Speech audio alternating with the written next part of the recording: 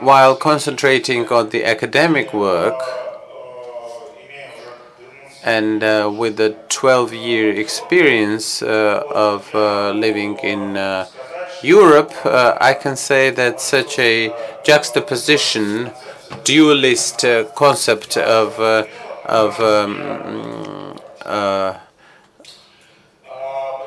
division into the black and the white is not legitimate. And why? I shall try to disclose this in this presentation. I will start with the Soviet experience, which may not be particularly well known to some of you because of the age constraints, but let us remember that the Soviet Union had a plethora of civic organizations which were of different kind. So in the Soviet Union there were indeed these pro-governmental institutions, organizations, the Gongos, which are just were to show the rest of the world that the Soviet Union has some civil society institutions, and to stand up for such for propaganda purposes. And the classic example is the Committee for the Defense of Peace,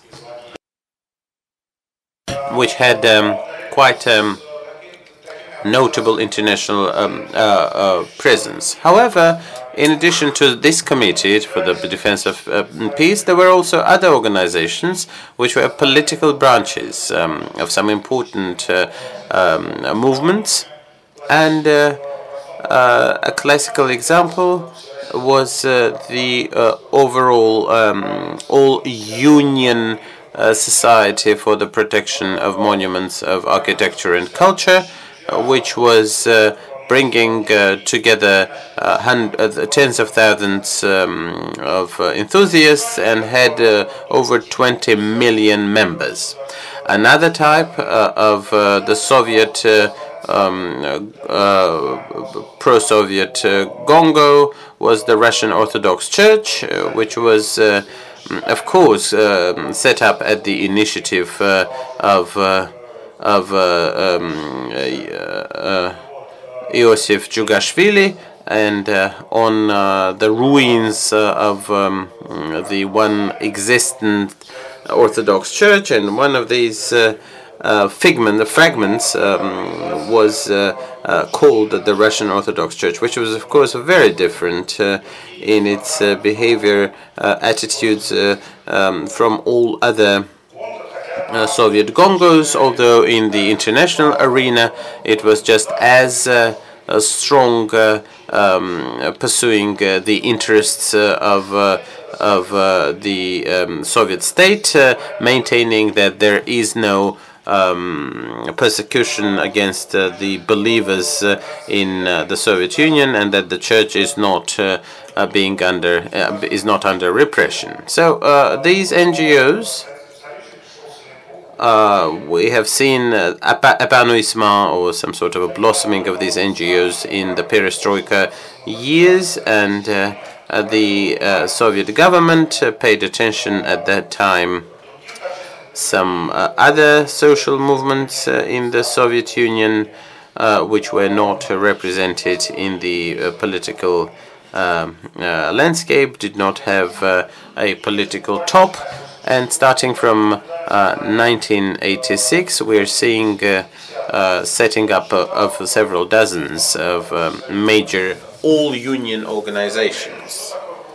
Now, what was indeed in the Soviet Union to create such a fund, like the Fund for Culture? This decision was taken by the Politburo of the Central Committee of the CPSU, and it mandated the Council of Ministers of the Soviet Union to provide for the material resources to such organizations, as it was clearly had to be replete with a mansion building in the downtown of Moscow, secretaries, black Volga cars, and other requisite attributes of the belonging to the nomenclatura.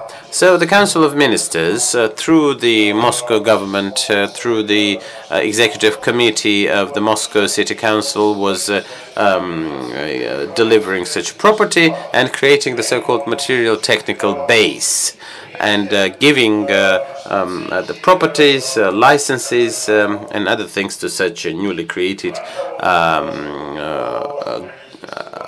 gongos. These gongos, the governmental organizations, were getting access to mass media, and as a subject of the Soviet social activity, they were also getting rights to, as they say, influence the bureaucracy, to go over the red tape, to protect their interests. And the Fund for Culture was indeed important. And the chairperson of that fund was Raisa Gorbachev, the wife of Mikhail Gorbachev, and so it had quite a bit of leverage in the Soviet red tape hierarchy. The summit of their influence, probably the summit organization, was the Council of People's Deputies, a transformed Soviet parliament, which, according to the law of December the 1st, 1988, was to be subdivided into several groups, the deputies from one-mandate constituencies, and 1/3 of these was made up of as they say, civil organizations. There were people from the Communist Party, from the Youth League, which was the Komsomol, and some of the so-called civil organizations, including, say, the Union for Filmmakers, which had their representations at this parliament. What was the role of the apparatus of the Central Committee of the CPSU?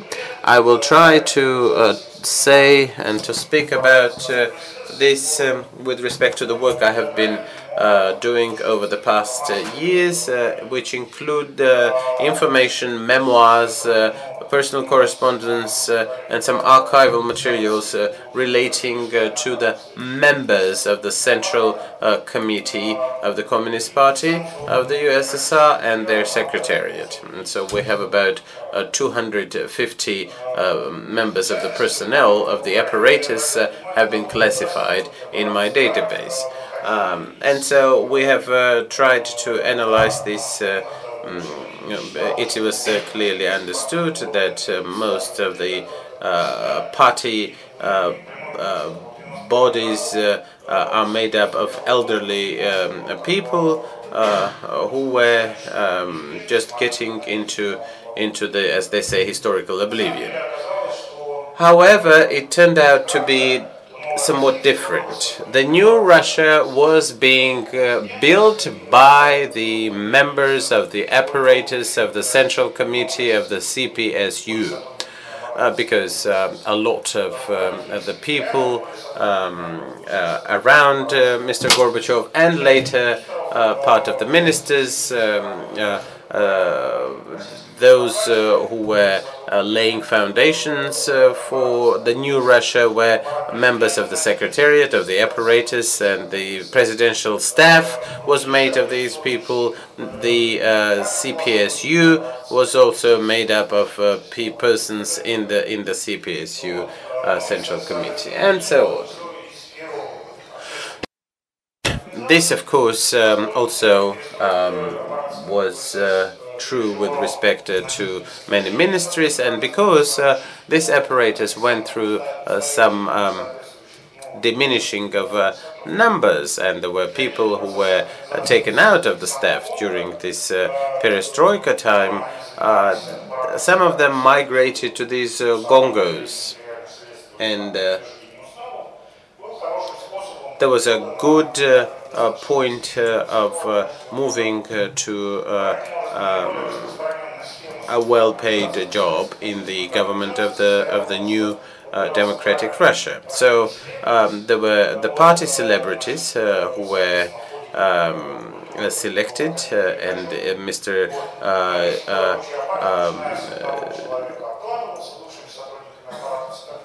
Likhachev, academician Likhachev, but some celebrities were actually surrounded by the party functionaries, such as, say, Georgy Mesnikov, who came from Penza regional committee of the Communist Party. Besides, in a situation when some organizations were created without specific participation of these people, such as the Moscow Bar Association, the apparatus was trying to impose their services, such as the Moscow Bar or the Russian Bar was having its congress in Voronezh, and there were people from the Central Committee apparatus who came to Voronezh and read a statement whereby the apparatus will continue to support this endeavor. And so many of supervisors from the Central Committee in the 1990s were becoming the second and the third persons in these social organizations. What was happening in the 1990s?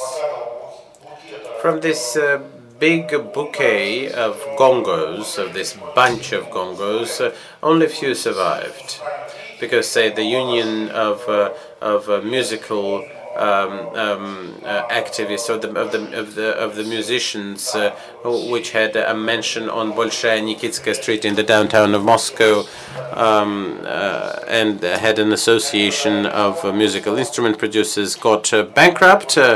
And they were either confiscated or raided upon. However, some organizations survived, and specifically those which worked with big masses of people. From now on, I will be talking about the example of probably the largest group of these organizations, which is the veteran movement. And of course, the very term veteran is a historical neologism, because the word to be used in the Soviet times was more of a frontman rather than the veterans. And so this movement of the frontmen, which became quite wide in the 1970s. The CPSU's Central Committee was first trying to use this veteran movement or frontman movement as a classical gongo. And the committee set up was, in yet another case, just pursuing the interests of the Soviet government. However, the number of the social problems suffered by the war veterans was such significant that the committee was virtually bogged by complaints from the war veterans. In 1986, many local organizations were closed down, but in 1986, with Perestroika and Glasnost, and in 1986, the all-union organization of the veterans of war and labor, which of course included not just the war veterans, but also the white category of citizens, and of course we're talking about not just veterans of the war, but of the actual factories and other establishments. In 1992, all of this was transformed into the Russian Union, and a charity fund was set up. A commercial bank was set up, which I think was closed down only in 2012 for money laundering, and many other affiliate structures. But at that time, it turned out that the there's a difference between the 1995 and 2005 perception of the veterans. At that time, we could see that the administrative staff was regulated by Vladimir Obolentsov, the previous Minister of Justice of the USSR, who was, by the way, the father-in-law of Alexander Kazakov, one of the lieutenants of Mr. Chubais. At that time, we saw that that person participated in the war, and he was actually went to the front only in 1944, and he was fighting against the Lithuanian, as they say, guerrillas. So when he got retired, he decided to reform the Russian legislation, or to lobby his interests. So starting this work in 1993, he went to the parliamentary faction of the Women of Russia. So he lobbied a new version of this law, which participated all persons who indeed picked up, carried arms until 1947. And also this concept included categories of persons who had nothing to do with the war at all, but were regarded veterans as veterans because they served in the government, and this community of the Soviet nomenclatura was thus made a part of this veteran movement. So a transformation of the concept of veteran in the new Russian epoch led to big and small social consequences. One of these was redistribution of the state budget, because the veterans were the first to become the target of social programs. Supporting veterans was quite good. It's always a win-win situation, and so persons who lived in Kutuzovsky Avenue, who had kids as diplomats, were dealing with the redistribution of these resources for the sake of the veterans, as they say. These persons led quite comfortable life. As far back as 17 years ago, I remember a story whereby the veteran movement chiefs or bosses were flying to expensive sea resorts in Spain and elsewhere. So the bosses of these veteran movements knew what they could offer. And what they could offer was a support for the government that counted on this resource during elections. And we know that pensioners, who are most of all veterans, go well for elections and cast their ballots in the predictable way. And so friendship with the veteran movement became a key element for the authorities both on the regional and the federal level, which was especially important for Moscow, where the elderly people provided for over 50% of all voters. And so good relations, as I said, friendship with these was a good point. I think that Vladimir Dolgikh, the former secretary of the CPSU Central Committee, was a good guy. So he was getting some important support, and I think this was the story.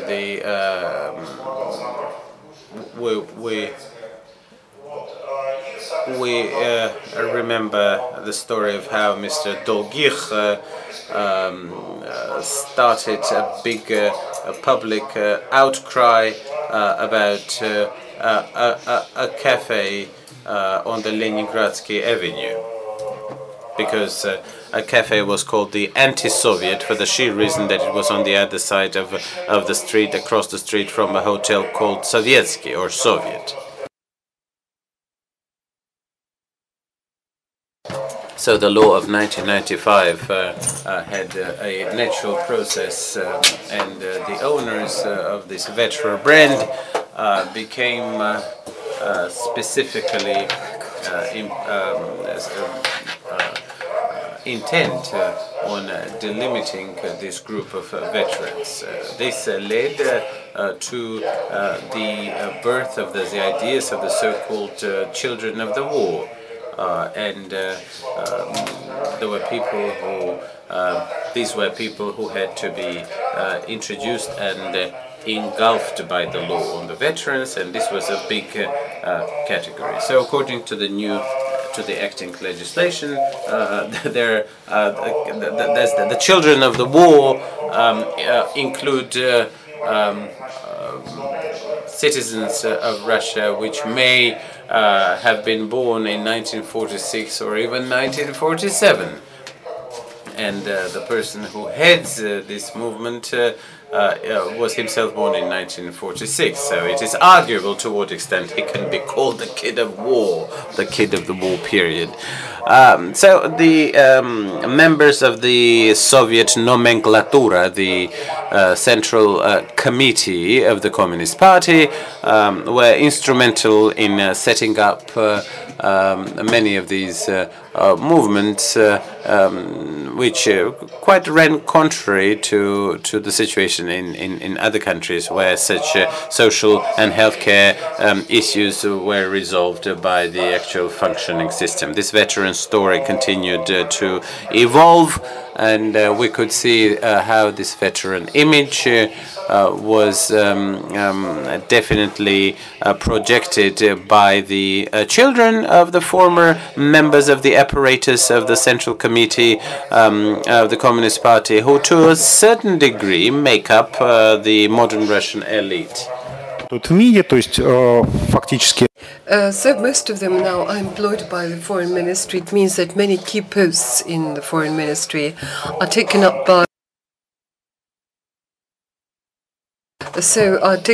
by children of the former CPSU Central Committee fathers, and their fathers served in the apparatus of the Central Committee of the CPSU. They also support ideas that veterans, and by veterans I first of all mean their fathers, should be provided some special attention and support.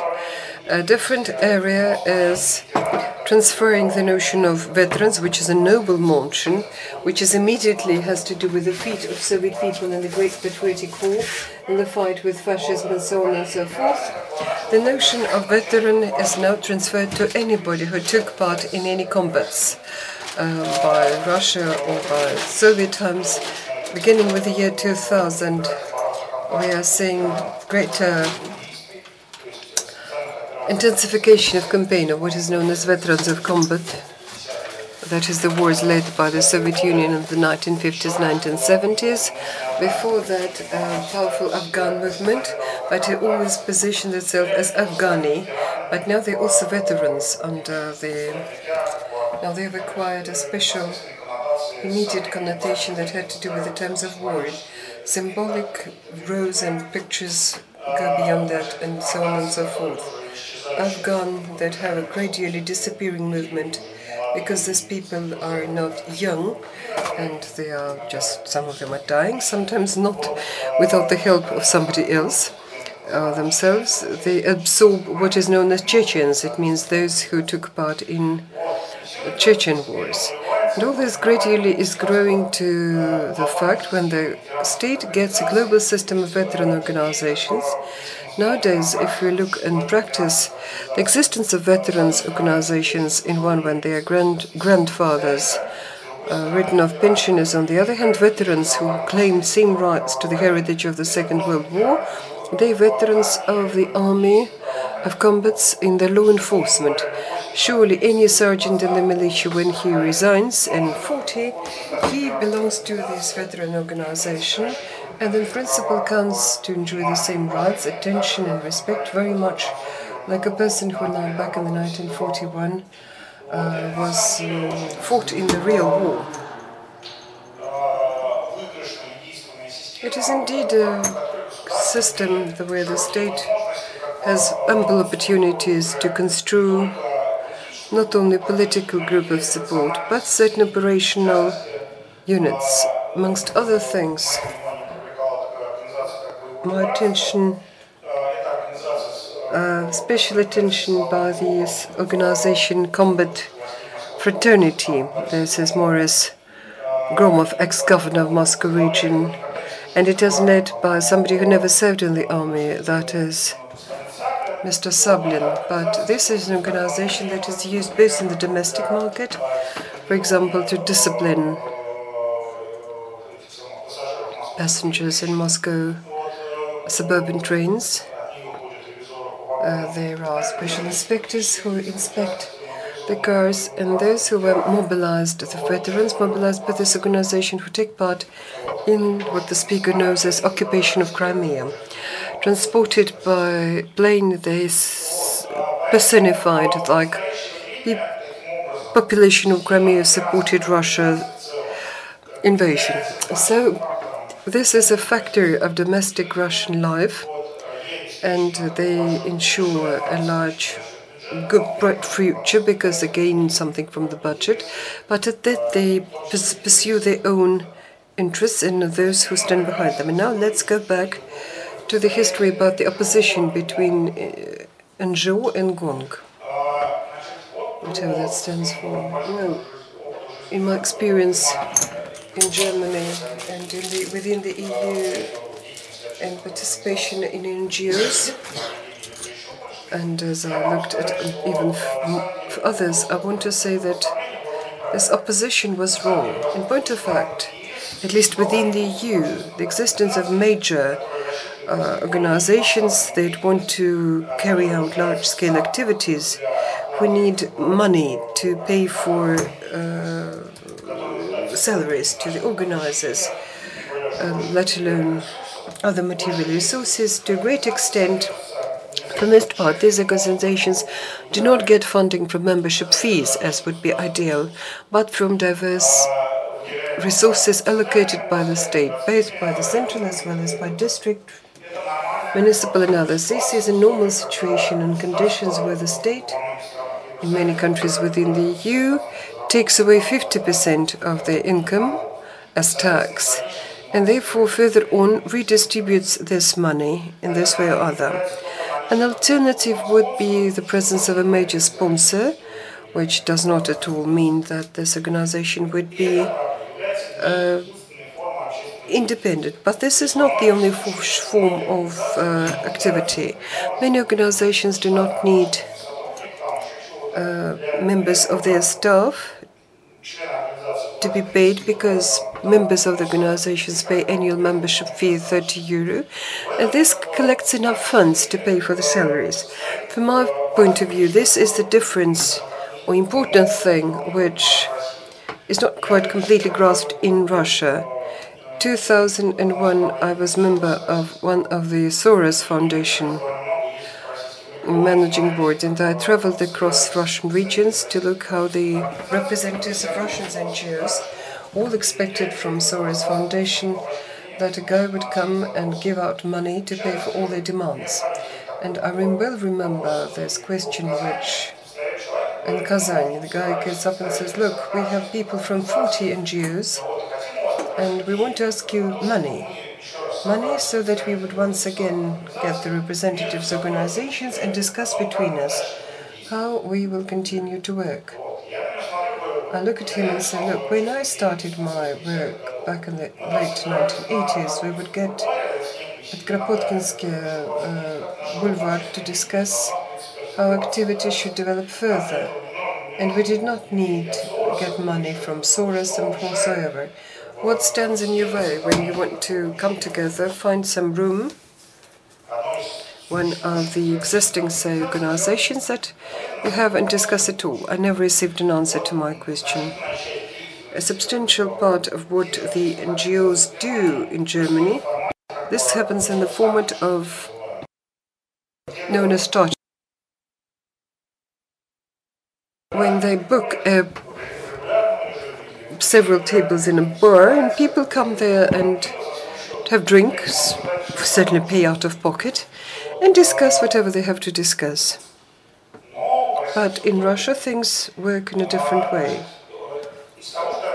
From what I can state as I'm wrapping up my presentation, Russian society in principle is split, and civil society both is strongly polarized for political reasons. The state, the Russian state, has been increasing this polarization by using labels, using the legislation of foreign agents, but not by that alone, through intimidation and other things. As a result, there are what is known as wrong organizations and right, as viewed from the perspective of the central government. At that, to think that everybody is supported by the state, that every organization is originally bad, and only speaks on behalf of the state and works only in favor of the state, which is a widespread viewpoint among the so-called liberal and leftist circles, from my perspective, that is wrong. In Russia, very much like everywhere in the world, there is sustainable, anti-democratic, anti-Western NGOs that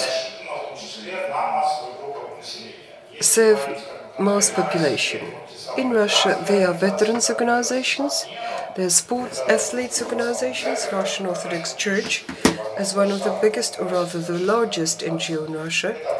This is an organization of nationalists of all kinds, and this list could continue. These organizations,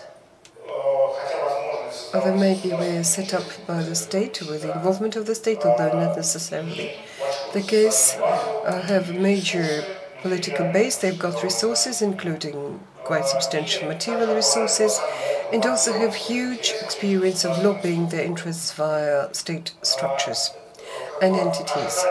To expect that, as I often hear, that they in some way will go away and will disband with the new political revolutionary era, I don't suppose that this is feasible. So, in this way or other, they will continue to exist and lobby for their own interests. Never, in any case, whenever they carry out social, political, and economic activity in Russia, their interests, as I see it, should be taken into consideration.